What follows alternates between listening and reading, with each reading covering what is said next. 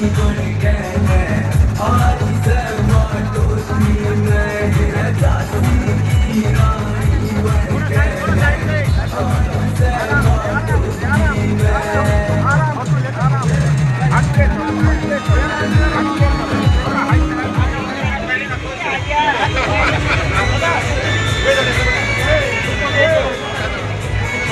Party जिंदाबाद, Congress party जिंदाबाद, Congress party जिंदाबाद। मैडम पल चौधरी जी जिंदाबाद, मैडम पल चौधरी जी जिंदाबाद, कांग्रेस पार्टी जिंदाबाद। महिला का इतना बड़ा पद मिला है, इसके लिए मैं पूरे शरीर से करता हूँ, बहुत गहराई से धन्यवाद करता हूँ। हमारी बहन जी बहुत ही मेहनती, कर्मठ और ईमानदार है, पढ़ी लिखी, शिक्षित, सुप्रीम कोर्ट में एडवोकेट, ये सब चीज को देखते हुए, और सबसे बड़ी बात है कि हमारे जो सनातन धर्म है उनको अच्छी तरह से गहरी समझ रखने वाली बहन जी को जो जिम्मेवारी दी है, ये हम सब के लिए बड़ा ही गौरव का पल है, बड़ा खुशी का दिन है। एक और जोरदार महिला अध्यक्ष बनाने पर बहुत बहुत धन्यवाद। देखिए, राजनीति बड़े रंग रूप लेती है। मेरे से बहुत बुजुर्ग बैठे हुए हैं। 1952 में पहला हमारा हिंदुस्तान का चुनाव हुआ, आजाद हिंदुस्तान का। उसके बाद बहुत से ऐसे इलेक्शन आए जो कभी आंधियों की तरह जो काम करने वाले लोग थे वो चुनाव हार गए, और कभी ऐसे थे जो नकारा लोग, जो काम करने की इच्छा नहीं थी, जानते नहीं थे समाज में कि काम कैसे होता है, 36 बिरादरी को साथ कैसे लेके चलते हैं, वो लोग चुनाव जीत गए। तो ये चुनाव जो है ये रंग अलग अलग दिखाता है समय के अनुसार।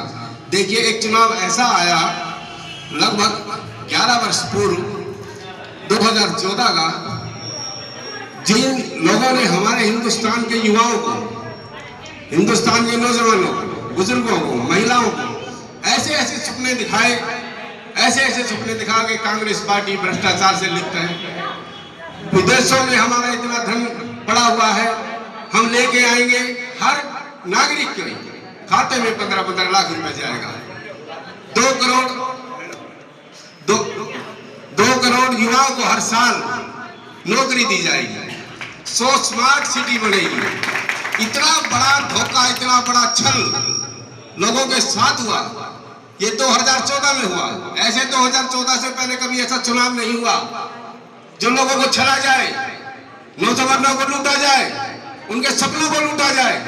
इस पार्टी ने, इस देश के नेताओं ने एक ऐसा चुनाव 2014 में आया जो सपने लूट लिया, नौजवानों का शिक्षा, रोजगार, ये सब कुछ लूट गया। आज रोजगार कहाँ है नौजवानों का? पढ़े लिखे नौजवान आज नौकरी के लिए तरस रहे हैं। तो ऐसी जो सरकारें हैं, ऐसी जो लोग हैं, ऐसे विचारों के लोग हैं, उनको बिल्कुल जड़ से, आप तन मन धन से ये समझो कि जड़ से उखाड़ के फेंक देना है। आप सभी सामर्थ्य हैं, चुनाव तो आएगा चला जाएगा, मगर पल चौधरी ने चुनाव लड़ा, चुनाव 52,000 वोट आई, आप लोगों ने सब ने मेहनत करी। शायद मेरे ख्याल में पटौदी क्षेत्र में हारने वाले लोगों को 52,000 पहले दफा चुनाव है, वोट आई है इनकी। तो पल चौधरी जी का तो बहुत बहुत धन्यवाद। और एक बात और, हम सब 36 बिरादरी के लोग, सब एक हिंदुस्तान के 36 बिरादरी के लोग हैं।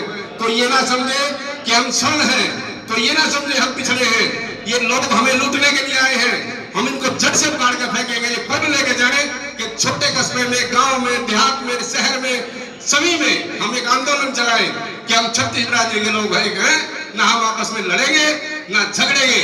अधिकारों की लड़ाई हमारी ये है, हमारा ये अधिकार है हम वोट का, हम वोट देंगे। हम आने वाले समय में कांग्रेस पार्टी को जिताएंगे और कांग्रेस पार्टी जिंदाबाद रहेगी और राहुल गांधी के हाथ मजबूत करेंगे।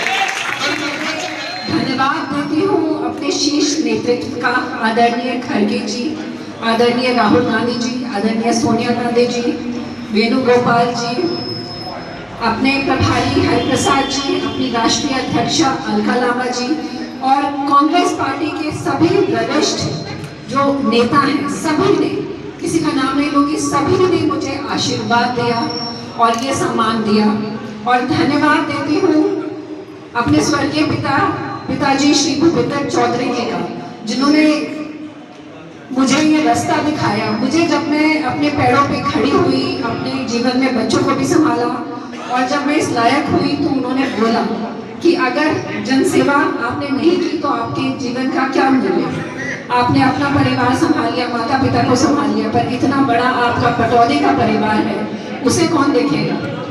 और मुझे आप लोगों के बीच में छोड़कर वो चले गए।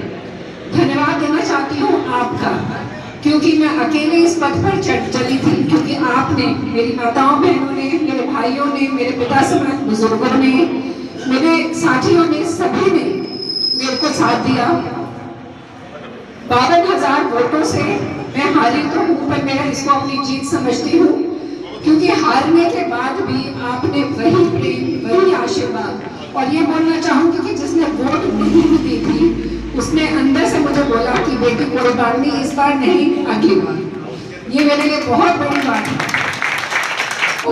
और जब महिलाएं यहाँ पे आई तो आप सबने खुद बोला कि महिलाओं को आगे बैठाइए। यही मुझे कांग्रेस पार्टी ने दायित्व दिया है कि देश की आधी आबादी हमारी महिलाएं बैठे, बहनें। अब वो समय आ गया है वो पहली पंक्ति में खड़ी हूँ, और यहाँ से मैं चाहती हूँ कि हर माँ की, जिसकी आवाज़ चुप है, उसकी आवाज़ बनना चाहती हूँ। हर बहन की जो न्याय चाहती है, हर बेटी की जो सपने देख रही है, उनकी आवाज़ बनकर मैं चाहती हूँ कि आप आशीर्वाद दें और पूरे हरियाणा प्रदेश में हम ऐसा संगठन भी स्थापित करें जो बूथ लेवल पर, ग्राउंड लेवल पर मजबूती से काम करें हमारी कांग्रेस पार्टी को जिताने में। मैं चाहती हूँ मैं आवाज़ बनूँ आपकी। जो आशीर्वाद आपने मेरे पे रखा, मुझ पर दिया, मेरे भाइयों ने जो मेरे को साथ दिया, मैं चाहती हूँ कि मेरे भाई इसी तरह, आप मेरे पिता समान बुजुर्ग इसी तरह गर्व महसूस करते रहे। और आपने जो ये मुझे मान सम्मान दिया, ये मैं आपको आज कहती हूँ कि मेहनत में कोई कमी नहीं होगी। जो भी आपने सपने अपने पटौदी क्षेत्र के लिए देखे हैं, जो देखे हैं कि पटौदी क्षेत्र का, मुझे तो कोई आप पर्ल चौधरी से पहचानता नहीं, मुझे तो सब कहते हैं ये पर्ल पटौदी है। तो पटौदी क्षेत्र के लिए हमने जो सपने देखे हैं मिलकर, उसको हम जरूर पूरा करेंगे। और पूरे हरियाणा में ही नहीं, मैं चाहती हूँ विश्व में पटौदी का नाम हो। और हरियाणा की जो जिम्मेदारी मिली है आप सभी के आशीर्वाद से, मैं चाहती हूँ कि बढ़ चढ़कर उसको पूरा करूँ। और कांग्रेस पार्टी ने जो मान सम्मान दिया है, कांग्रेस पार्टी बोले कि हमने सही व्यक्ति को चुना और हमारा संगठन मजबूत हुआ। और जिस तरह से आप देख रहे हैं जो देश में माहौल बना हुआ है, चाहे महंगाई की बात करूं, बेरोजगारी की बात करूं, लॉ एंड ऑर्डर की बात करूं, चाहे महिलाओं के आत्मसम्मान की बात करूं, सुरक्षा की बात करूं, एप्सिम फाइल्स के बारे में आपने बोला, जिसके कारण तो हमारा देश भी प्रसिद्ध हो गया, पूरे विश्व भर में इस्तीफे हो रहे हैं। और यहाँ हमारे मिनिस्टर हरदीप पुरी जी, जिनका नाम भी एप्स्टीन फाइल में आता है, जिन्होंने खुद प्रेस कॉन्फ्रेंस करके ये माना कि मेरा सिर्फ 3 से 4 बार उस व्यक्ति से मेरा उठना बैठना हुआ है, उसके साथ मेरे संपर्क हुए हैं। हालांकि जो यूएस लॉ डिपार्टमेंट ने जो भी फाइल खोली है, जो भी डेटा दिया, उसमें 17 से ज़्यादा बार उनकी हरदीप पुरी जी के साथ भेंट हुई है, वार्तालाप हुई है। और मैं चाहती हूँ कि हरदीप पुरी जी का इस्तीफा जो कांग्रेस पार्टी, पूरी महिला, पूरे प्रदेश में जो महिला कांग्रेस है वो मांग कर रही है हरदीप पुरी, क्योंकि अगर हम इस तरह के लोगों को अपने मंत्रिमंडल में जगह देंगे तो क्या हमारी माताएं बहनें सुरक्षित महसूस करेंगी।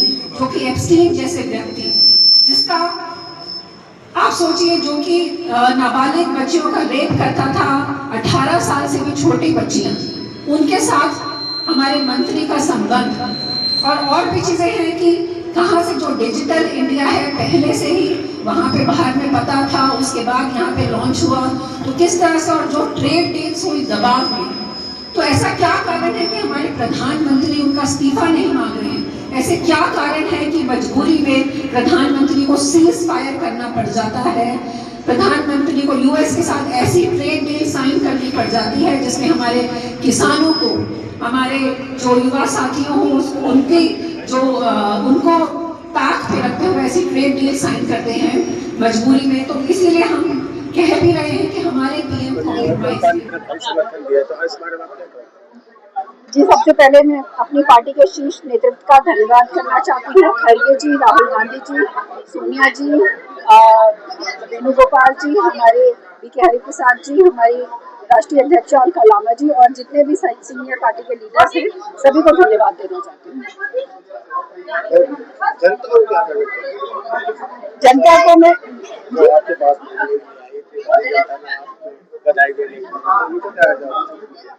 जनता को मैं यही कहना चाहती हूँ कि जो विधानसभा के चुनाव में उन्होंने मुझे 52,000 वोट देकर गुड़गांव डिस्ट्रिक्ट में सबसे ज्यादा वोट देकर जो आशीर्वाद दिया और मुझे उन्होंने मुख्य विपक्ष की भूमिका में बैठाया था।